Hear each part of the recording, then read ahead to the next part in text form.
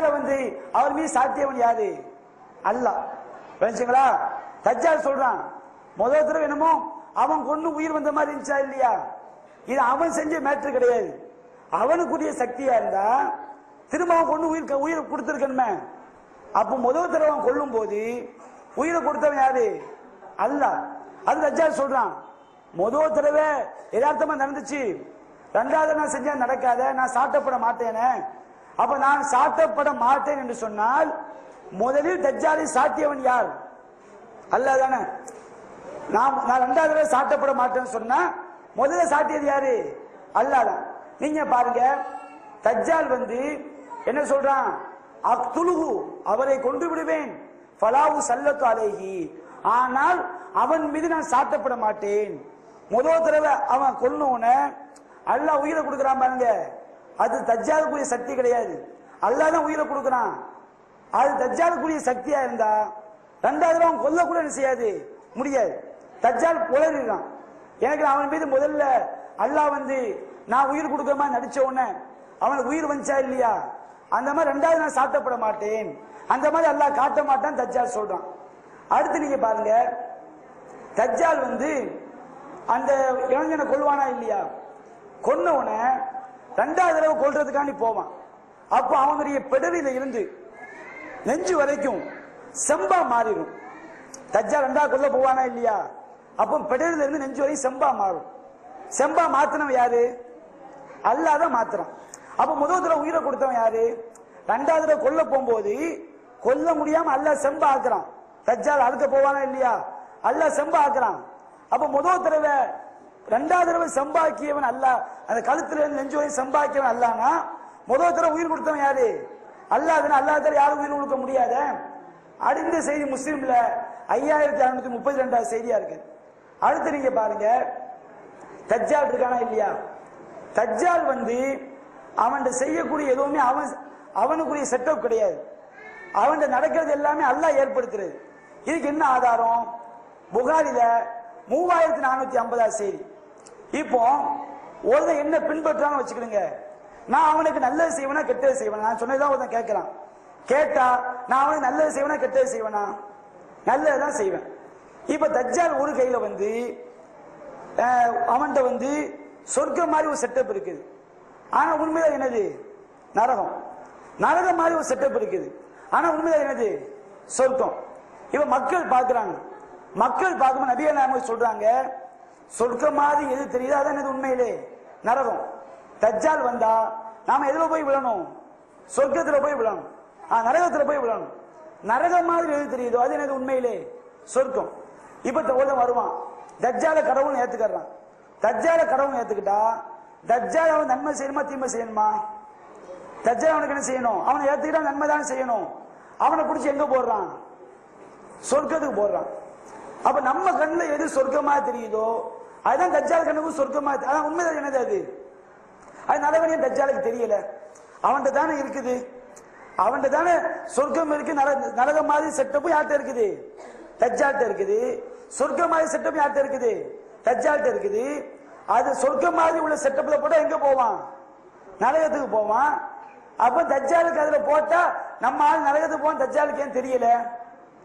நரகமான செட்டப்ல போட்டா நம்மளை எதுக்கிறவன் சொர்க்கத்துக்கு போவான். தஜ்ஜாலுக்கு ஏன் தெரியல?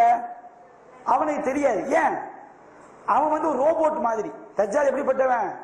அவன் செய்யற எதுவுமே அவன் செய்யறது கிடையாது. அல்லாஹ் என்ன நடக்கும்னு பிக்ஸ் பண்ணிருக்கானோ அந்த மாதிரி அவங்க சொல்லுவான் மக்கள்கிட்ட. அதை தாண்டி என்ன செய்ய முடியாது? எதுவுமே செய்ய முடியாது. இப்போ தஜ்ஜால்கிட்ட சொர்க்க மாதிரி செட்டப்ப வச்சவன் யாரு? அல்லாஹ். நரக மாதிரி செட்டப்ப வச்சவன் யாரு? அல்லாஹ். அவன் அதை உண்டாக்கி தான் வச்சுக்கிடுங்க.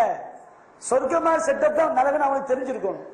நரக மாதிரி செட்டப் தான் சொர்க்கம் தெரிஞ்சிருக்கணும். ஆனா தஜ்ஜால் மக்கள்கிட்ட போய் சொல்றான்.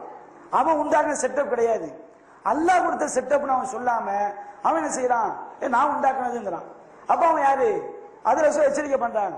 அவன்கிட்ட உள்ள எதுவுமே அவங்களது கிடையாதுப்பா. உங்களை சோதிக்கிறதுக்கான அல்லாஹ் உண்டாக்கி வச்சிருக்கிறான். அவன் சொல்றது எல்லாமே பொய். நான் உயிர் பிச்சைன்னு சொல்லுவான். உயிரை கொடுத்தவன் யாரு? அல்லாஹ். நீ நம்பிராங்க. நபிகள் நான் சொல்றேன், தஜ்ஜாலுக்கு எந்த சக்தியும் கிடையாது. அவன் பொய்ய நபிகள் நாம என்ன செய்யறாங்க? சொல்லி காட்டுறாங்க. அது மட்டும் கிடையாது. நபிகள் நான் சொல்றாங்க, புகாரில 3338 செய்தியா வருது. அவன் தந்திரம் சொர்க்கம் நரகம் போன்றதை கொண்டு வருவான். அவன் எதை சொர்க்கம் என்று கூறுகிறானோ அதுதான் நரகமா இருக்கும். அவன் உள்ளது என்னன்னு கூட அவனுக்கு என்ன செய்யாது, தெரியாது. அல்லாஹ் ஏற்படுத்திய செட்டப்பை தாண்டி அவனுக்கு ஒண்ணுமே தெரியாது.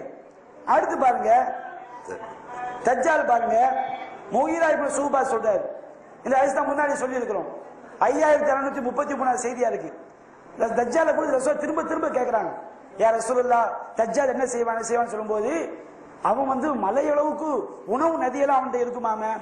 நபிகள் என்ன சொன்னாங்க தஜ்ஜால்கிட்ட, அல்லாஹ் அவன் மூலம் ஏற்படுத்தக்கூடிய மற்ற விஷயங்கள் இருக்குதா இல்லையா, அதோட ஒப்பிடும்போது இது ஒரு பிரமாதம் கிடையாதுங்கிறாங்க.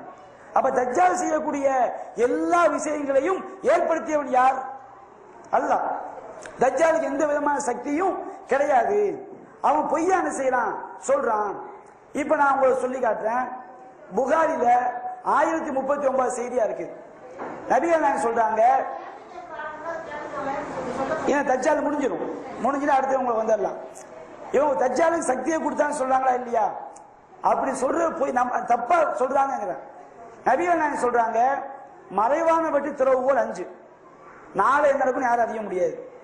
ஒரு பெண்ணுடைய கருவறையில ஆனா பெண்ணான்னு யாரும் அறிய முடியாது. எந்த உயிர் நாளை எதை சம்பாதிக்க செய்ய முடியாது, அறிய முடியாது. எந்த உயிரும் எந்த இடத்தை இறக்கும் என்று அறிய முடியாது. மழை எப்போது வரும் என்று யாரும் செய்ய முடியாது, அறிய முடியாது. இது புகாரி 1039. நபிகள் சொல்லி காட்டுறாங்க, மழை இறக்கி வைக்கிறவன் யாரு? அல்லாஹ். அல்லாஹ்வை தவிர வேற யாரும் இதை செய்ய முடியாது. இது குர்ஆன்ல வருது.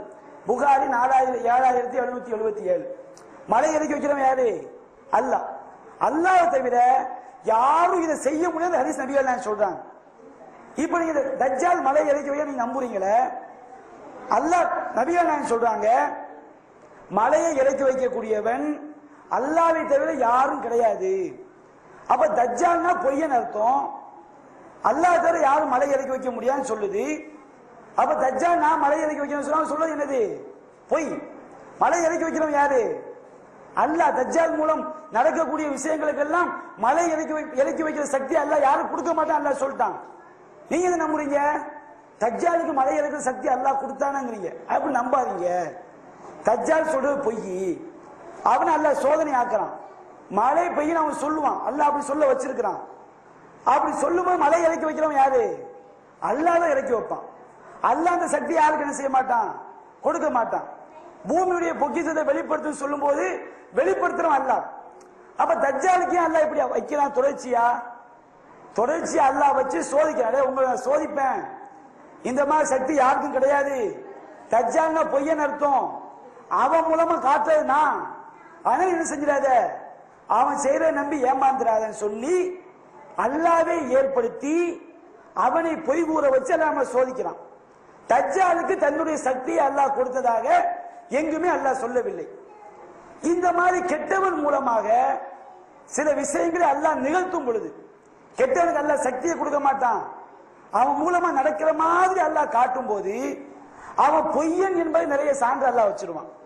தஜ்ஜாலுக்கு ஒருத்த கண் குருடா இருக்கும். அவன் கடவுளா இருந்தா அவன் கண்ணு குருடா அவனால சரி பண்ண முடியுமா இல்லையா? அப்ப அவன் யாரும் கிடையாது, கடவுள் கிடையாது. தஜ்ஜாலுடைய நெத்தியில காஃபிர் எழுதி இருக்கும். அந்த காஃபிர் என்பவன் என்ன செய்ய முடியாது. தஜ்ஜாலுக்கு ஏற்படுத்திய பலவீனங்களை பத்தி பாருங்க. புகாரி 3057 அவன் ஒரு கண் ஊனமானவன். அல்லாஹ் என்ன கிடையாது. அப்ப கடவுளுக்கு ஒரு கண் ஊனமா இருக்கலாமா? அப்ப தஜ்ஜால் என்ன கிடையாது, கடவுள் கிடையாது. அவன் மலை இறக்கி வைக்கிறதா சொல்வது பொய். அது அவனுக்குரிய ஆற்றல் கிடையாது. அந்த ஆற்றலை எல்லாம் தஜ்ஜாலுக்கு கொடுக்கல. அது மாதிரி தஜ்ஜாலுடைய நெத்திக்கு மத்தியில காஃபிர் எழுதி இருக்கும். அது மூமின்கள் எல்லாம் படிப்பாங்க. அப்ப அவன் கடவுளா இருந்தா அவன் நெத்தியில காஃபிர் எழுதி இருக்குது. இது அவன் அழிக்க முடியுமா இல்லையா? அழிக்க முடியல. அவன் கடவுள் இல்லை என்பதற்கு அல்லாஹ் அந்த இடத்துல சான்ற வைக்கிறான். அடுத்து தஜ்ஜால் காஃபிர் எழுதப்பட்டிருக்கு முஸ்லிம் 5620. அது மாதிரி தஜ்ஜால் மதீனாக்குள்ள நுழைய முடியாது. அவன் எங்க தங்குவான்? மதீனாக்கு வெளியே தங்குறான். ஒரு கடவுளுக்கு நாட்டுக்குள்ள நுழைய முடியாம இருக்கலாமா? அப்ப அவன் கடவுள் இல்லைன்னு தெரியுது. அது மாதிரி தஜ்ஜால் மலடன். அவனுக்கு என்ன கிடையாது, புள்ள குட்டி இருக்காது. அப்ப இந்த மாதிரி தனக்கு ஒரு குழந்தைய கூட உண்டாக்க முடியாத அளவுக்கு என்ன செய்யறான், தஜ்ஜால் இருக்கிறான். இப்ப நீங்க சூனியத்தை எப்படி நம்புறீங்க? சூனியக்காரன் அல்லாஹ் மாதிரி பாதிப்பு உண்டாக்குவான் நீங்க நம்புறீங்க.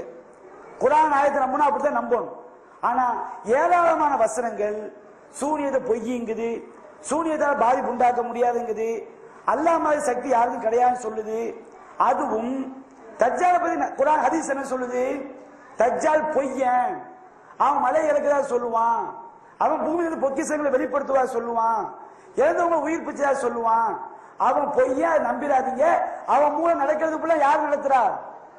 அல்லாஹ் நடத்துறான், அவன் கடவுள் கிடையாது என்றெல்லாம் தெளிவா தஜ்ஜாலுக்கு இறை சக்தி கிடையாது என்று மார்க்கம் சொல்லும் போது மனமுரண்டா தஜ்ஜாலுக்கு உயிர்ப்பிக்கிற ஆற்றல் இருக்குன்னு சொன்னாங்கன்னா ஹதீஸ்ல பொய் கிடையாது. தங்களுடைய ஷிர்கான கொள்கையை நியாயப்படுத்துவதற்காக இவங்க வைக்கக்கூடிய வாதம். அப்ப எந்த ஹதீஸ்லயும் தஜ்ஜாலுக்கு அல்லாஹ் தன்னுடைய சக்தியை கொடுப்பான்னு செய்யாது, ஹதீஸ்ல கிடையாது. தஜ்ஜால் மலை இறக்கி வைப்பான் அவன் சொல்லுவான், அவன் பொய்ய நபியா நான் சொல்லிட்டான். மலை யாரும் இறக்குவோம், மலை இறக்க சக்தி யாருக்கு தான் இருக்குது? அல்லாஹ்க்கு தான் இருக்கு. உயிர்ப்பிக்கிறவன் யாரு தான்? அல்லாஹ் தான். தஜ்ஜால் சொல்லி நம்பாதீங்க, பொய்ய நபியா நமக்கு என்ன செஞ்சிட்டாங்க? சொல்லிட்டாங்க. அதனால சூனியக்கான நம்புறதும் தஜ்ஜால் நம்புறதும் ஒண்ணு கிடையாது. தஜ்ஜாலுக்கு வந்து அல்லாஹ்வுடைய சக்தியே கிடையாது நாம சொல்றோம். சூனியக்கான சொல்றீங்க அல்லாஹ் நாடினால் தன்னை போன்று பாதிப்பு உண்டாகக்கூடிய சக்தியை கொடுப்பாங்கிறீங்க. அப்ப அல்லாஹ் சூனியக்கான சக்தியை கொடுப்பான் நம்மள ஷிர்க்கு. தஜ்ஜாலுக்கு சக்தியே கிடையாது, நம்ம என்ன கிடையாது? ஷிர்க்கு கிடையாது. யாரு தஜ்ஜால் மலை இறக்குவான் உயிர்ப்பிக்குவான் நம்புறாங்களோ அவங்க ஷிர்க்கு வைப்பாங்க. ஷிர்க்கு வைக்கிறோம். ஹதீஸ் என்ன வருது?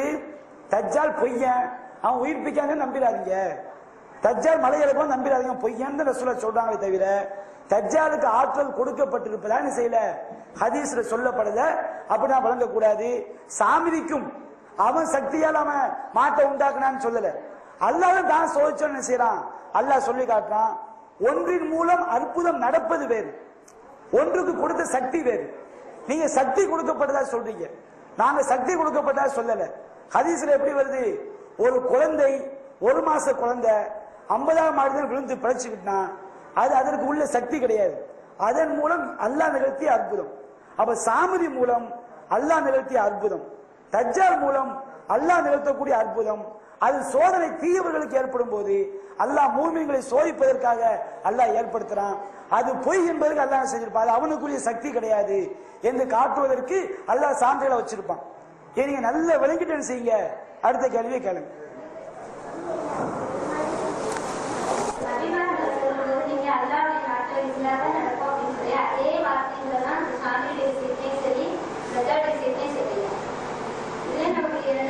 ரெண்டுக்கும் வித்தியாசம் நான் சொன்னம்மா.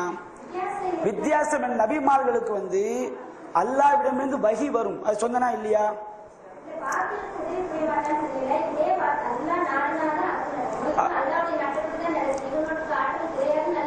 ஆமா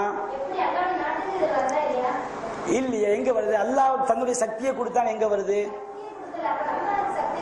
நீங்க சூனியத்துக்கு எப்படி நம்புறீங்க? நபிமார்களுக்கு சக்தியை கொடுத்தா நாம சொல்றோமா? நினைக்கல. சூனியத்துக்கு அல்லாஹ் நாடுவான் எங்கம்மா இருக்குது? அதாவது சாமிரி மூலமா அல்லாஹ் சோதிக்கிறான்ல, அல்லாஹ் வந்து அவங்களை நம்ம அக்கீதாவை தெளிவா வழங்கணும். காஃபிர்கள் மூலமாக அவங்க மூலம் நடக்கிற மாதிரி அல்லாஹ் காட்டுவான். அந்த இடத்துல அதுக்கு பொய் என்பதற்கு சான்றுகளை வச்சு அல்லாஹ் காட்டுவான். அது உண்மைக்கு அல்லாஹ் உதவி செய்யறது இல்ல, அத பொய்யின் அல்லாஹ் காட்டுறதுக்கு.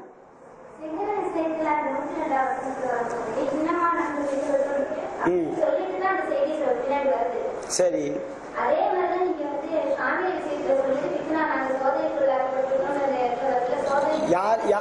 அப்படி வல்லியம்மா. அல்லாஹ் நம்ம சமுதாயத்தை நாம் சோதித்தோம் அல்லாஹ் சொல்றாமா.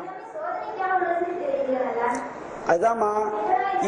அதாவது சூனியத்துல வந்து அல்லாஹ் பாதிப்பு சூனியத்தை உண்மைப்படுத்துவான் எங்க வருது? அதை பற்றி நீங்க சொல்லுங்க. ஆமா, சூனியத்தை வந்து சூனியத்தை நபிகள் முடக்கப்பட்டாங்கன்னா அது உண்மைப்படுத்துறதா பொய்ப்படுத்துறதா?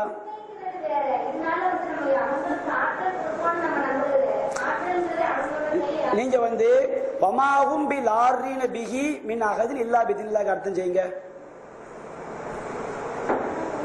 வமாஹும் பிலாரீன பிஹி மின் அஹதி இல்லா பிதினில்லாஹ் அர்த்தம் செய்யுங்க. அப்ப தீங்கு உண்டாக்குறவங்க யாரு நீங்க நம்புறீங்க? தீங்கு உண்டாக்குறவன் யாருமா? அந்த வசனத்துல பாதிப்பு உண்டாக்குறவன் உங்க அர்த்தப்படி சூனியக்காரனா அல்லாவா? ஏமா நீங்க நியாயமா பேசுங்க. அந்த ஆயத்தினை அர்த்தம் செய்யுங்க. பாதிப்பு உண்டாக்குறவன் அல்லாஹ் நாடினால்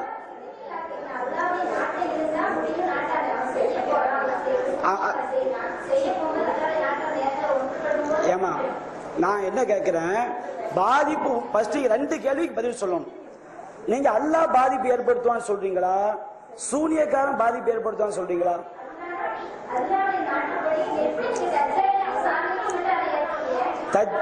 தஜ்ஜாலுக்கு அவனுக்குரிய ஆற்றல் கிடையாது. அதான் அக்கீதா நீங்க விளங்கிறீங்க. கெட்டவர்கள் மூலமாக அற்புதத்தை அல்லாஹ் காட்டுவான், அது அவங்களுக்குரிய சக்தி கிடையாது. அந்த அற்புதத்தில் பொய் என்பதற்குரிய சான்றை அல்லாஹ் வச்சிருப்பான். இப்ப நீங்க சூனிய கலை அற்புதம் சொல்ல போறீங்களா? சூனிய கலை அற்புதமா? சகோதரி அவங்க எங்க குழம்புறாங்கன்னா, சூனிய கலை அது அற்புதமே கிடையாது. கெட்டவர்கள் மூலமாக அல்லாஹ் காட்டக்கூடிய அற்புதம் என்பது வேறு. கெட்டவர்கள் மூலமாக அல்லாஹ் சில அற்புதங்களை காட்டுவான், அந்த இடத்திலேயே அது பொய் என்பது அல்லாஹ் சான்ற வச்சிருப்பான். சூனியம் மூலமா அல்லாஹ் காட்டவே மாட்டாங்கிறோம். கெட்டவர்கள் மூலமா அவன் அறியாம ஏதாவது நடக்கும். சூனியக்காரன் இப்ப நாம சொன்னோம், சாமிரி மூலமா நடக்குதா இல்லையா? அது சாமிரி திட்டமிட்டு செஞ்சதா இல்லையா? நான் உங்களுக்கு குரான் சவ்வலத்தில் இல்ல நான் கேட்கிறேன், குரான் ஆயத்தை நீங்க படிங்க. சாமிரி திட்டமிட்டு செஞ்சான்னு எங்க இருக்குது? சூனியத்துக்கும் சாமிரிக்கும் வித்தியாசம் விளங்கிறீங்க. சாமிரி சூனியக்காரன் மீது திட்டமிட்டு செஞ்சானா? சவ்வலத்திலே நப்சிங்கிறான், என்னுடைய உள்ளம் அவ்வாறு தூண்டியது அப்படிங்கிறான். இங்க எங்க கவனிங்க, நான் தான் பதில் சொல்றேன். அதாவது நான் சொல்லக்கூடியதை கரெக்டா நீங்க புரிஞ்சு பதில் சொல்லணும். சாமிரி நினைச்சா இல்லையா? அது அவன் திட்டமிட்டு நான் ஒரு காளை கன்று உண்டாக்கி காட்டுகிறேன், உயிர் உள்ள காளை கன்று உண்டாக்கி காட்டுகிறேன், அப்படி அவன் திட்டமிட்டு செஞ்சானா?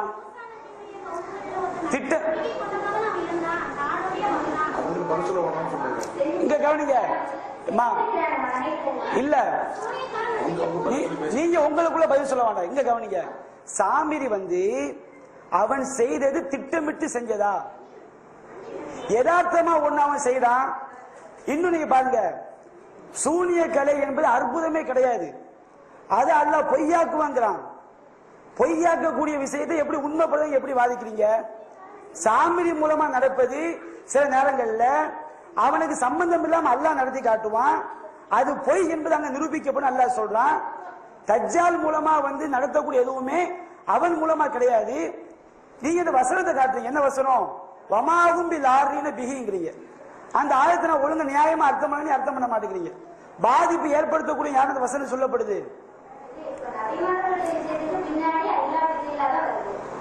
ஏதுமா?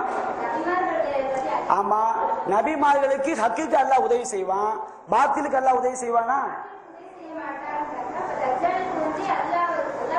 அது அல்லாஹ் சோதனை சொல்லிட்டானம்மா. அல்லாஹ் சூனியம் உங்களுக்கு ஒரு சோதனை அல்லாஹ் சொல்லியிருக்கானா? இவங்க கத்து கொடுக்கும் போது நாங்க படிப்பனையா இருக்கிறோம்பா.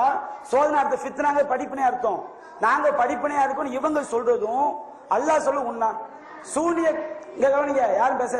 சூனியம் ஒரு சோதனை என்று அல்லாஹ் சொன்னானா? உங்களுக்கு ஒரு சோதனை அல்லாஹ் சொன்னானா?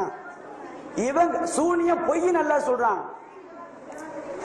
இங்க கவனிங்க, சூனியம் என்பது பொய், அதை நான் உண்மைப்படுத்த மாட்டேன், அதை நான் அழிப்பேன் என்றெல்லாம் அல்லாஹ் சொன்ன பிறகு அதன் மூலமா அல்லாஹ் பாதிப்பு உண்டாகும் எப்படி சொல்றீங்க? ஃபர்ஸ்ட் அல்லாஹ் பாதிப்பு உண்டாக ஆதாரம் காட்டுங்க.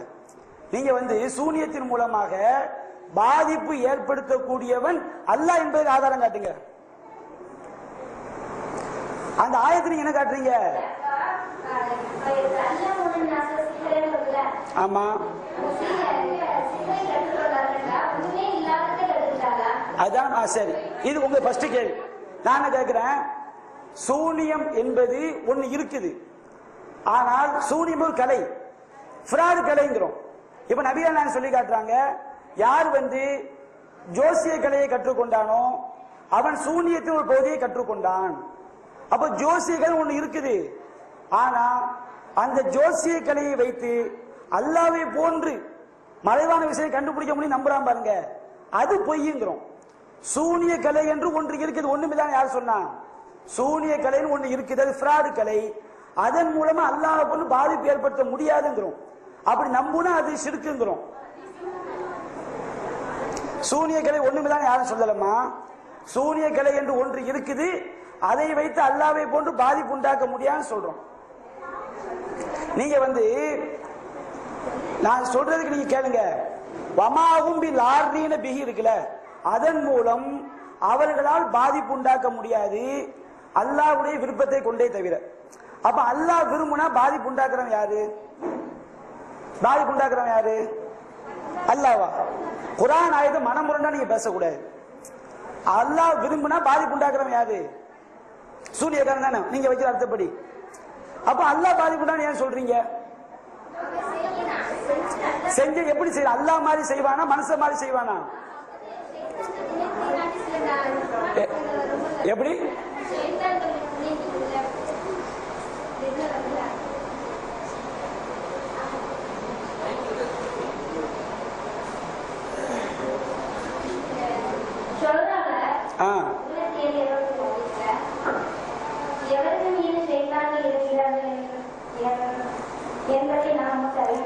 சரி சரி சரி. அப்ப இந்த வசனத்துல சூனியம் வச்சுக்கிடுங்க. சூனியத்தை பத்தி வசனம் பேசல. ஷைத்தான் பாவி மேல இறங்க, ரசூலா மேல ஷைத்தான் இறங்க முடியுமா? ஷைத்தான் யார் மேல இறங்குவான்? பாவி மேல இறங்குவான் நீங்க சொல்றீங்க. அப்ப ரசூல்லா மேல ஷைத்தான் ரசூலா மேல ஷைத்தான் இறங்க முடியுமா?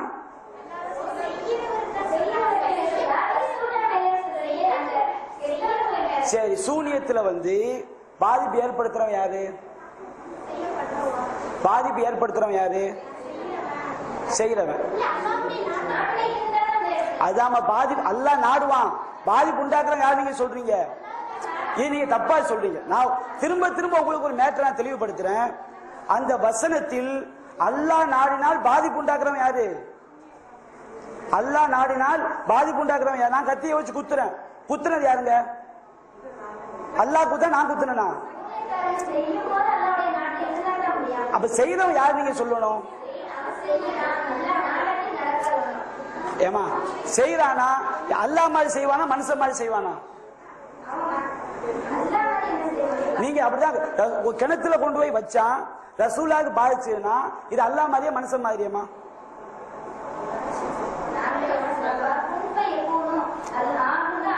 ஆமா, அது மட்டும் குன்ஃபயக்கூன் மட்டும் கிடையாதுமா. எந்த ஒரு பொருள் நமக்கு பாதிப்பு உண்டாக்குன்னா அல்லாஹ் மாதிரி உண்டாக்க முடியாது. அந்த பொருள் நமக்கு மேல பட்டாதான் பாதிப்பு ஏற்படும். தாயத்தை ஏன் ஷிர்க்குங்கிறீங்க? தாயத்தை நன்மையை கொண்டு வந்து நம்புறாங்களா இல்லையா? அது ஏன் ஷிர்க்கு? காரணம் சொல்லுங்க. தாயத்தை என்ன செய்யும்? தாயத்து அல்லாஹ் மாதிரி தீமையை தடுக்கும் நம்புறான். அப்ப தாயத்து அல்லாஹ் மாதிரி நமக்கு தீமையை தடுக்கும் நம்புனா அல்லாஹ் மாதிரி நன்மையை கொண்டு வந்து நம்ப ஷிர்க்குன்னா.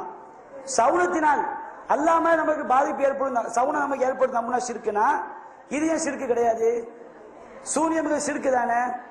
சூனியம் ஏன் ஷிர்க்கு? அல்லாஹ்வுடைய சக்தி தனக்கு இருக்கிற வாழ்க்கை தான் சூனியம் ஷிர்க்கு. நீங்க ரெண்டு இடத்துல தப்பு செய்றீங்க. ஒண்ணு சூனியத்தால் பாதிப்பு ஏற்படுத்தக்கூடிய அல்லாஹ்னுக்கு இட்டு கட்டுறீங்க. குர்ஆன்ல அப்படி கிடையாது.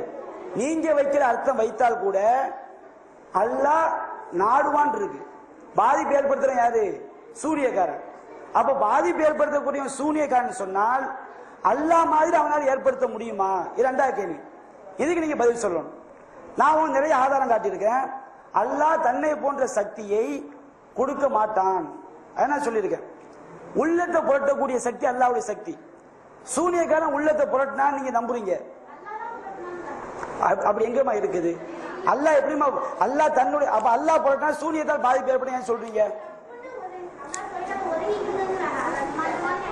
நான் கேட்கிறேன், சூனியத்தை அல்லாஹ் அழிப்பான்னு சொன்னோம்னா சூனியக்காரனுக்கு உள்ளது போட்ட சக்தி அல்லாஹ் கொடுப்பானா?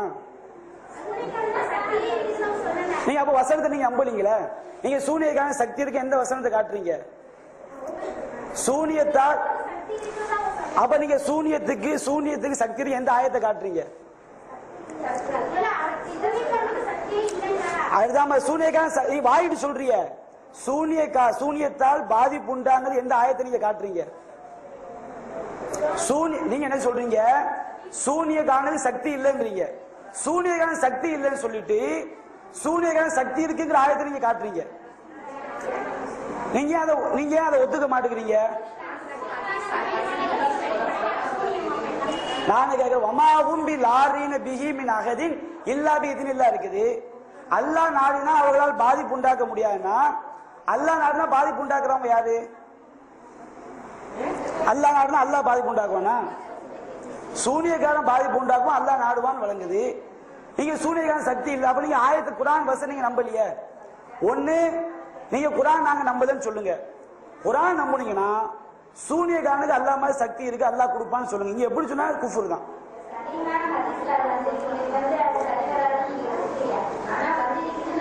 ஒரு செய்தி நபிகள் நாயகம் சொன்னதாக ரசூலுல்லாஹ் நம்ம கிட்ட சொன்னாங்களா?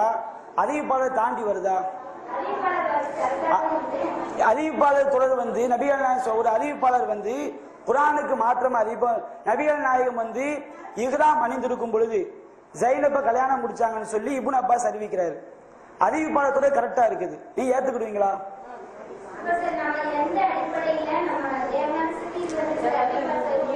நீங்க இப்ப உசூலுக்கு வர்றீங்க. நான் சொல்றேன், குரானுக்கு மாற்றமாக இருக்கும் என்றால் நபிகள் நாயகம் சொல்லி இருக்க மாட்டாருன்னு நம்புங்க. குரான் அல்லாஹ் சொல்றான் இல்லையா, லவ் கான மின் இன்தி கைரில்லாஹி லவஜது ஃபீஹி இக்திலாஃபன் கஸீரா. ரெண்டு அடிப்படை. ஒண்ணு சொல்லக்கூடியவங்களும் கரெக்டா இருக்கணும், அந்த செய்தி குரானுக்கு முரண்படாம இருக்கணும். இப்ப உங்களுக்கு நான் சில ஆதாரங்களை காட்டுறேன் பாருங்க. ஆயிஷா ரலியல்லாஹு அவங்க என்ன பண்றாங்க, இப்ப சஹாபாக்கள் எப்படிலாம் முடிவு எடுத்திருக்காங்க நீங்க பாருங்க. அதை பார்த்து நீங்க பதில் சொல்லுங்க. இப்ப ஆயிஷாவுடைய வழிமுறை முஸ்லிம்ல இந்த ஹதீஸ் என்ன செய்யப்பட்டிருக்கு, பதிவு செய்யப்பட்டிருக்கு. முஸ்லிம்ல இந்த செய்தி 1693 செய்தி. நபிகள் நாயகம் சொன்னதா இப்னு உமர் சொல்றாங்க. இறந்தவருடைய குடும்பம் அழுவதினால் இறந்தவர் வேதனை செய்யப்படுகிறார். இப்னு உமர் நல்லவரா கெட்டவரா? இப்னு உமர் நல்லவர். இப்னு உமர் நல்லவர். இப்போ இந்த செய்தி இப்னு உமர் சொல்லும் போது ஆயிஷா நபிகள் நாயகம் சொல்லி இருக்க மாட்டாங்க, இது குரானுக்கு மாற்றம். வலா தஸிர் வாஸிரத்து விஸ்ர உக்ரா, ஒருவருடைய சுமை இன்னொருவர் சுமக்க மாட்டான். நபிகள் நாயகம் குரானுக்கு மாற்றமா பேச மாட்டான். ஆயிஷா மறுக்கிறாங்க. அப்ப இப்னு உமர் நல்லவர் தானே, அவர் நல்லவர் சொன்ன செய்திய ஆயிஷா ஏன் குரானுக்கு மாற்றம் சொல்லி மறுத்தாங்க? எப்படி? குரானுக்கு மாற்றமா சொன்னாங்க. கீழே ஆயிஷா சொல்றாங்க, என்ன சொல்றாங்க, நீங்கள் பொய்யர்களோ பொய்ப்பிக்கப்பட்டோர் அல்லாத இருவர் சொன்ன ஹதீஸை எந்திரம் கூறுகிறீர்கள். ஆயினும் சில நேரங்களில் செவி தவறா விளங்கிறது. இப்னு உமர் தப்பா கேட்டிருப்பாரு, உமர் தப்பா கேட்டிருப்பாரு, அது குரானுக்கு மாற்றம் சொல்லி ஆயிஷா தெளிவா சொல்றாங்க. யூகமா சொல்றாங்களா? அந்த செய்தி ஏற்றுக்கொள்ள மாட்டேன் ஆயிஷா சொல்றாங்க. அடுத்து ஒரு செய்தியை பாருங்க. இதே செய்தி இப்னு உமர் அறிவிக்கும் போது ஆயிஷா சொல்றாங்க, அபு அப்துர் ரஹ்மான் அல்லாஹ் மன்னிப்பானாக, அவர் பொய்யிரைக்கவில்லை, எனும் அவர் மறந்திருக்கலாம், தவறாக அவரையே மன்னிக்கணும் அல்ல ஏன் சொல்றாங்க, ஆயிஷா ஏன் சொல்றாங்க? யூகமா சொல்றதா இருந்தா இப்னு உமர் நபிகள் நாயகம் சொன்னாங்கன்னு அறிவிக்கும் பொழுது ஆயிஷா மறுக்கிறாங்களே. குரானுக்கு மாற்றமாக இருந்தால் அது நபிகள் நாயகம் சொன்னது கிடையாது. குரான் ஹதீஸ் நம்ம வழங்கணும். இது சஹாபா நடைமுறை. ஹதீஸை மறுக்கிறது கிடையாது. ஹதீஸ் என்று சொன்னால் அறிவிப்பாளத்தோட சரியா இருக்கணும், குரானுக்கு மாற்றம் இல்லாமல் இருக்கணும். அது குரானுக்கு எவ்வளவு மாறுபடுகிறது என்பதை உங்களுக்கு சொல்லி இருக்கிறேன். குரான் ஆயத்துக்கு நீங்க வைக்கிற அர்த்தங்களே நான் சொல்லி இருக்கிறேன். இப்ப சூனியம் சம்பந்தப்பட்ட செய்தி குரானுக்கு நேர் முரண்படக்கூடிய செய்தி. அதனால நம்ம என்ன செய்யறோம், ஏற்றுக்கொள்ள கூடாதுங்கிறோம். ஒரு ஹதீஸ் சஹீஹாவன்னா அறிவிப்பாளர் தொழிவா. ஆயிஷாவுடைய நிலை மட்டும் கிடையாது, இமாம் ஷாஃபி அப்படித்தான் என்ன செய்யறாங்க, முடிவு பண்ணிருக்காங்க. நீங்க உங்களுக்கு ஷாஃபியுடைய கூட்டம் நான் காட்டுறேன் பாருங்க. இமாம் ஷாஃபி இக்திலாஃபுல் ஹதீஸ்ங்கிற நூல்ல அவர் சொல்லி காட்டுறாரு. இமாம் ஷாஃபி அவங்கள்ட்ட வந்து, அதாவது யக்தவு ஸலாத்தல் மரத்தி, அந்த சிவப்பு கொடைக்கு மேல பாருங்க, அவர் சொல்றார் ஷாஃபி இமாம், ஒரு ஹதீஸ் வருது, ஒரு மனிதன் வந்து தொழுது கொண்டு இருக்கும் பொழுது ஒரு பெண்ணோ ஒரு நாயோ ஒரு கழுதையோ அந்த மனுஷனை முன்னாடி பெட்டு வச்சுக்கிடுங்க, அந்த தொழுகை முடிஞ்சு போயிடும் அப்படின்னு செய்தி வருது. இந்த செய்தியை பத்தி ஷாஃபி இமாம் சொல்லி காட்டுறாங்க. அந்த செய்தியை சொல்லிட்டு லாஹில் குரான் யுத்ரக, இந்த ஹதீஸை ஏற்றுக்கொண்டால் குரானுடைய வெளிப்படையான கருத்தை நாம் மறுக்க வேண்டி வரும், விட வேண்டி வரும். குரான் என்ன சொல்லி காட்டுது? அப்படி சொல்லிட்டே வர்றாரு. இன்கான சாபித்தன், இந்த ஹதீஸ் சரியான ஹதீஸ் என்றால் குரானுடைய கருத்தை விட வேண்டும், அல்லது இல்லாபி ஐயக்குன மன்சூகன், அது இந்த ஹதீஸ் வந்து மாற்றப்பட்ட ஹதீஸா இருக்கணும். ஆனா இது மாற்றப்பட்ட ஹதீஸ் என்பது ஆதாரம் கிடையாது. அப்போ கீழே கேட்கிறாங்க ஷாஃபி இமாம்கிட்ட, இந்த ஹதீஸை ஏத்துக்கிட்டா குரான் ஆயத்தை நீங்க விடணும்னு சொன்னீங்களே, அது என்ன குரான் ஆயத்துன்னு கேட்கிறாங்க.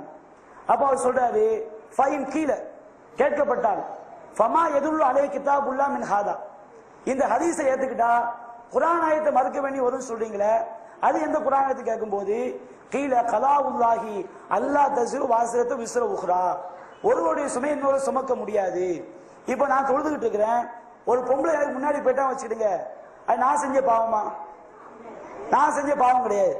அப்போ ஒரு கழுதை முன்னாடி போயிடுச்சு, அது நான் செஞ்ச பாவமா? ஒரு பன்னி முன்னாடி போனா தொழுக முடியாதா? ஒரு பொம்பளை முன்னாடி போனா தொழுக முடியுமா? அப்ப குரான்ல அல்லாஹ் ஒரு ஆள் செஞ்ச பாவத்தை இன்னொரு சுமக்க முடியான்னு இருக்குது. ஒரு பொம்பளை குறுக்க போனா பொம்பளை செஞ்ச பாவம், ஒரு பன்னி ஒரு நாய் குறுக்க போனா நாய் செய்ய தவறு, ஒரு கழுதை குறுக்க போனா கழுதை செய்யக்கூடிய தவறு, அவங்க செய்யக்கூடிய தவறுக்கு ஏன் தொழுகை எப்படி கூடாதுன்னு சொல்ல முடியும்? ஷாஃபி இமாம் செய்தியை மறுக்கிறாங்க. இந்த செய்தி சரியான அறிவிப்பாளர் தொடர், குரானுக்கு மாற்றமா இருக்குன்னு செய்றாங்க, ஷாஃபி இமாம் மறுக்கிறாங்க. அது போன்று இமாம் அவுசாய், இவங்க பெரிய இமாம், அவங்களுக்கு கேட்கப்படுது. அவுசாய் இமாம்கிட்ட வந்து முனீப்ங்கிற அறிஞர் கேட்கிறாரு, குல்லுமா ஜானானி நபி ஸல்லல்லாஹு அலைஹி வஸல்லம் நக்பலுஹு, நபிகள் நாயகம் சொன்னதா வரக்கூடிய எல்லாத்தையும் நம்ம ஏத்துக்கணுமா? அப்போ சொல்றாரு, நக்பலு மின்ஹு மா சத்தக கிதாபுல்லா, அல்லாஹ்வுடைய வேதம் எதை உண்மைப்படுத்துமோ அதை நாம் ஏற்றுக்கொள்வோம். ஃபஹுவ மின்ஹு, அதுதான் ஹதீஸ், நபிகள் நாயகம் வந்தது. வமா ஹாலஃபஹு, குர்ஆனுக்கு மாற்றமாக வந்தால் ஃபலைஸ மின்ஹு, அது நபிகள் நாயகத்திலிருந்து வந்தது கிடையாது. அப்போ அவரோட கேள்வி முனீப் கேட்கிறாரு, இன்ன சிகாத ஜாவுபி, நம்பகமான அறிவிப்பாளர்கள் அந்த செய்தியை அறிவித்தால் குர்ஆனுக்கு மாற்றமாக ஏற்றுக்கொள்ள கூடாதுன்னு சொல்றீங்க, நம்பகமான அறிவிப்பாளர் அறிவிக்கிறாங்க. அப்ப அவுசாய் இமாம் சொல்றாரு, ஃபஇன்கான சிகாத்து ஹமது அன் கைரி சிகாத், நம்பகமானவர்கள் தப்பானவங்கள்ட்ட கேட்டிருக்கலாம், அது நமக்கு தெரியாம போயிருக்கலாம், ஆனா குர்ஆனுக்கு மாற்றமா இருந்தா ஏற்றுக்கொள்ள கூடாது என்பதுதான் இமாம் அவுசாயுடைய கருத்து. அடுத்து இப்படி நிறைய அறிஞர்கள், அப்துல் ரஹ்மான் இப்னு சாயித் சொல்றாரு, அம்மல்லதி சாரலை சஹாபத்து வ ஸலஃபு அவலில் ஹதீஸ், சஹாபாக்கள் முன்னோர்கள் ஹதீஸ்களை அறிஞர்கள் எல்லோருடைய வழிமுறையும் எதுவென்று சொன்னால் ஹுவன் நதுரு ஃபில் மத்தன், ஒரு ஹதீஸுடைய அறிவிப்பா தொடர மட்டும் பார்க்க கூடாது, அந்த ஹதீஸுடைய கருத்தையும் பார்க்க வேண்டும். வஃபில் இஸ்னாதி ஜமீஹி, ஹதீஸுடைய கருத்தையும் பார்க்கணும், அறிவிப்பாளர் தொடரையும் பார்க்கணும். வ அன்னஹாதல் மத்தன், அந்த ஹதீஸுடைய கருத்து இன்கான முஸ்தகீமன் முவாஃபிகன் இமா ஜாஃபில் குர்ஆன் வ சுன்னா, குர்ஆன் ஹதீஸில் வந்துள்ள விஷயங்களுக்கு ஒத்ததாக உறுதிப்பட்டதாக இருக்கும் என்றால் ஃபைனவ் யகூன் மத்னன் ஸஹீஹன் மக்பூலன், குர்ஆனுக்கு ஒத்து வந்தாதான் அது ஏற்றுக்கொள்ளப்பட்ட சரியான செய்தியாக ஆகும் அப்படின்னு சொல்லி காட்டுறாங்க. குர்ஆனுக்கு மாற்றமா வந்தால் என்ன கிடையாது, சரியான ஹதீஸ் கிடையாதுன்னு சொல்லி சஹாபாக்கள் முன்னோர்கள் எல்லோரும் அந்த வழியில போயிருக்கிறாங்க என்றால் என்ன செய்யறாரு, தன்னுடைய நூல்ல சொல்லி காட்டுறாரு. இமாம் முஸ்லிம் அவங்க கருத்தை பாருங்க, இமாம் முஸ்லிம் அவங்க சொல்லி காட்டுறாங்க. இமாம் முஸ்லிம் தன்னுடைய தமீஸ் என்ற நூல்ல புஸ்ர் இப்னு சயீத் அப்படிங்கிற ஆளு, இதை கவனிங்கம்மா, அவங்க சொல்றாங்க, புஸ்ர் இப்னு சயீத், அல்லாஹ்வை அஞ்சிக் கொள்ளுங்கள், ஹதீஸ்களில் பேணுதலாக இருந்து கொள்ளுங்கள், அல்லாஹ் மீது சத்தியமாக நாங்கள் அபூ ஹுரைரா அவர்கள் சபையில் இருப்போம், அப்போது அவர் நபி கூறியதாக அறிவிப்பார், மேலும் கஅபுல் அஹ்பார் என்பவரிடமிருந்தும் அறிவிப்பார். அபூ ஹுரைரா நபி சொன்னதும் அறிவிப்பாராம், நபி அல்லாஹ் மற்றவங்களுடைய கூற்றையும் அறிவிப்பார், கஅபுல் அஹ்பார் என்பதை சொல்லி அறிவிப்பார். எங்களோடு இருந்த சிலர் நபி ஸல்லல்லாஹு அவர்கள் கூறியதை கஅபுல் அஹ்பார் கூறிய செய்தியாகவும், கஅப் அவர்கள் கூறியதை நபி கூறிய செய்த மாத்திடுறாங்க. நபி சொல்லாத விஷயத்த நபி சொல்லதான் மாத்தி அறிவிச்சிருக்காங்க அப்படின்னு இருக்குது. அப்போ ஒரு செய்தி வந்தா நபி சொன்ன எப்படி உறுதிப்படுத்துவீங்க? குர்ஆனுக்கு மாற்றமா இருந்தா இப்படிலாம் ஹதீஸ்களில் நபி சொல்லாத விஷயங்களை நபி சொன்னதா இருக்கும்போது நம்ம சக்திக்கு உட்பட்டு அறிவிப்பாளர்களையும் பார்க்கணும், செய்தியையும் பார்க்கணும். ரெண்டுக்கும் குர்ஆனுக்கும் அறிவிப்பாளர்களும் சரியா இருக்கணும், குர்ஆனுக்கும் மாற்றம் இல்லாம இருக்கணும். அப்படி இருந்தா தான் அது சரியான ஹதீஸ் என்று ஹதீஸ்களை அறிஞர்கள்லாம் சொல்லி இருக்கும் போது நீங்க அறிவிப்பாளர் தொடர் சரியா இருந்தா ஏற்றுக்கொள்ள வேண்டும் என்ன கிடையாது, ஹதீஸ்களை விதி கிடையாது.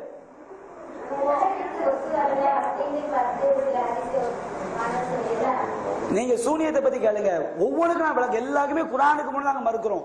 அறிவுக்கு ஒருத்தனை இட்டு கட்டுறது. ஆமா, இப்ப நான் உங்களுக்கு சூனியம் செய்தி குர்ஆனுக்கு முரண்படுறது என் அறிவை வச்சு காட்டினா, குர்ஆன் வசனங்களை காட்டினா, ஹதீஸ காட்டின, குர்ஆன் ஆயத்தை நான் காட்டினேன். நான் என் அறிவை காட்டலையே, என் அறிவை வச்சு குர்ஆன் ஆயத்தை விளக்குனேன். நீங்களும் உங்க அறிவை வச்சு தான் குர்ஆன் ஆயத்தை விளக்க முடியும்.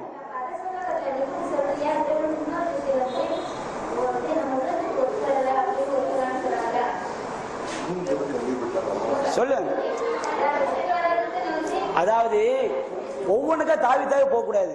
சூனியம் சம்பந்தமா சூனியக்காரனுக்கு அல்லாஹ்வுடைய சக்தி இருக்கா நீங்க நம்புறீங்களே, அது நம்பாதீங்க, ஷிர்க்குன்னு சொல்றோம். நபிகள் நாயகம் சூனியம் மனநோயால் பாதிக்கப்பட முடியாது என்று நாம சொல்லி இருக்கிறோம். அதை பத்தி நீங்க முதல்ல என்ன செய்யணும், உங்க நிலைப்பாட்டை நீங்க விளக்கணும். அதான் சூனியத்தை ஃபர்ஸ்ட் அவங்க ஒரு கேள்வி கேட்டா விளக்கிட்டேன். அறிவிப்பாளர் குர்ஆனுக்கு மாற்றமா இருந்தா எப்படி மறுக்கிறாங்க, அதுக்கு நான் ஆதாரம் காட்டிட்டேன். குர்ஆனுக்கு மாற்றமா இருந்தா அது ஹதீஸ் கிடையாது, நபி சொன்னது கிடையாது, உங்களுக்கு நான் தெளிவா விளக்கி இருக்கிறேன்.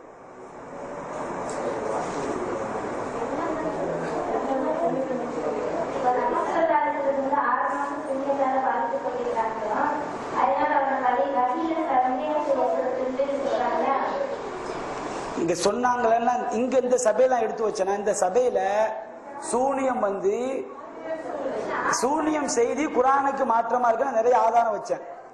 அதை நான் வகைக்கு முரண்பட்டு நான் வைக்கல. நான் வச்சா நீங்க சபையில கேள்வி கேளுங்க. அதை நான் சொல்லாமலே நான் உங்களுக்கு என்ன செய்யறேன், ஆமா சந்தேகம் வரத்தானே செய்யும்.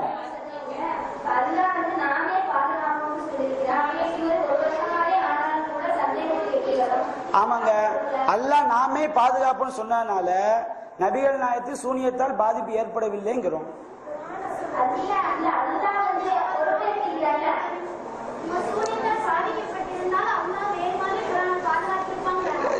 நீங்க சூனியத்தால் பாதிப்பு ஏற்படாது என்பது நான் ஆதாரம் காட்டியிருக்கிறேன்.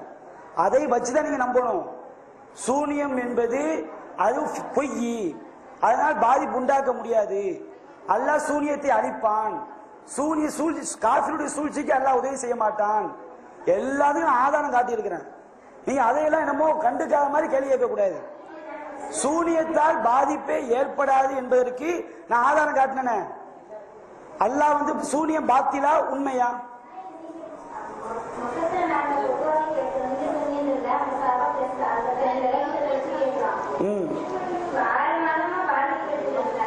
சரி,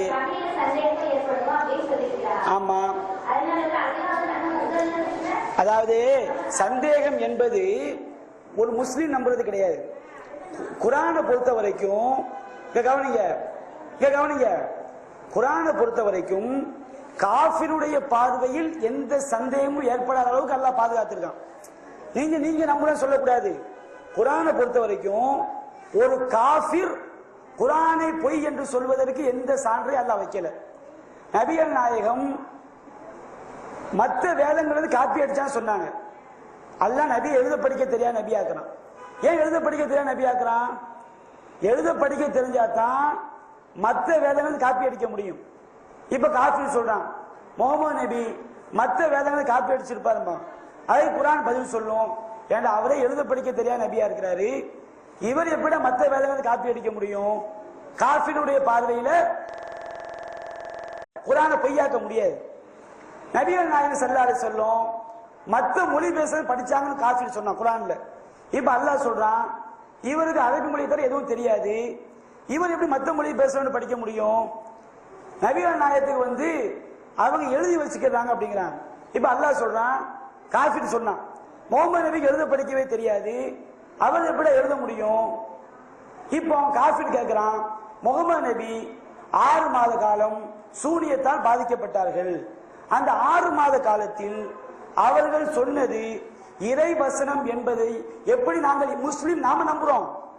ஒரு முஸ்லிம் ஒரு காஃபிர் கேட்டானா அதுக்கு நீங்க என்ன பதில் சொல்லுவீங்க? நம்மளும் பதில் சொல்லக்கூடாது. காஃபிருக்கு குர்ஆன் பதில் சொல்லுது. முகமது நபி எழுதினான்னு சொன்னான், முகமது நபி மனநோயாளி சொன்னான், மனநோயாளி கிடையாது குர்ஆன் சொல்லுது. முகமது நபி மற்ற ஆட்கள் போய் படிச்சான்னு சொன்னான், அவர் படிக்க முடியாது குர்ஆன் சொல்லுது. முகமது நபி சூனியத்தால் 6 மாத காலம் மனநோயாளி ஆயிருந்தால் அவர் சொன்னது குர்ஆன் ஆயத்தை நாங்க எப்படி நம்புறது? ஒரு காஃபிர் கேட்டா அந்த கேள்வி நிக்குமா? பதில் சொல்லுவீங்களா?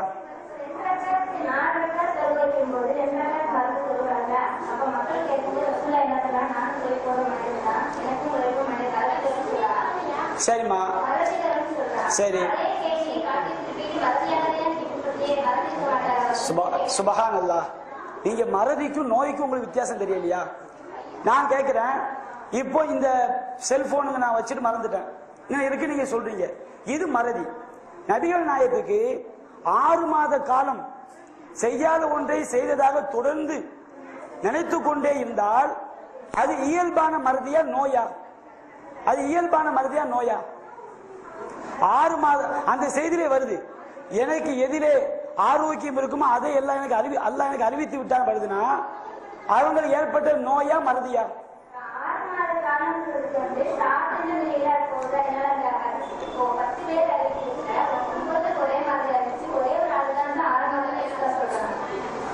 ஒரு செய்தியை நம்ம ஒரு நிலைப்பாட்டில் இருக்கிறோம் நியாயப்படுத்தி பேசக்கூடாது. ஷாதுனா என்ன அளவுகோல்? முரண்பட்டு அறிவிச்சாதான் ஷாது, முரண்பட்டு அறிவிச்சாதான் ஷாது. புகாரில் என்ன வாசகம் வருது? கானயு கையல், கானயு கையல் என்ன அர்த்தம்? அவர்களுக்கு பிரம்மை ஏற்பட்டு கொண்டே இருந்தது.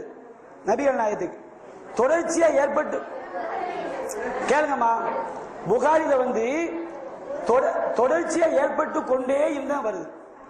ஒரு தடவை வந்துச்சுன்னு வரல. கானயு கையலுக்கு என்ன அர்த்தம்? தொடர்ச்சியாக ஏற்பட்டு கொண்டே இருந்தது.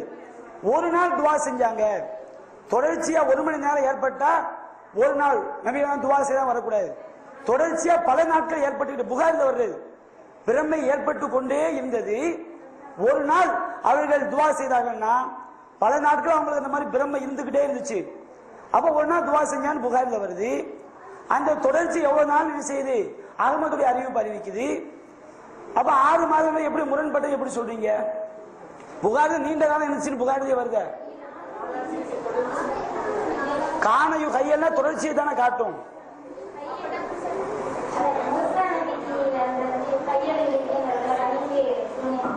சரி, இப்ப நீங்க அந்த கேள்விக்கு ஒத்துக்கிட்டே அர்த்தம் நபிகள் ஷாது கிடையாது, தொடர்ச்சி அவங்க தகீல் இருந்துச்சு.